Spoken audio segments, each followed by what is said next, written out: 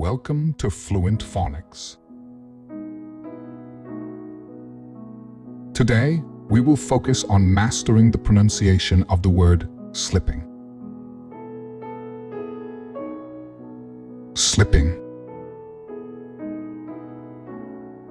Slipping. Slipping.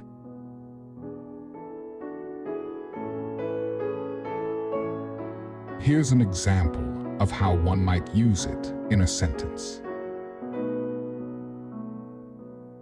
She felt her grip on reality slipping away as the stress and anxiety of the situation started to overwhelm her.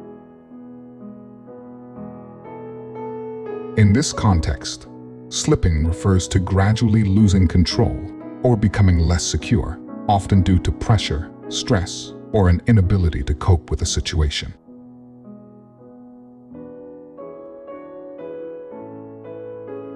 Thank you for your time. If you enjoyed this, please like and subscribe for further content.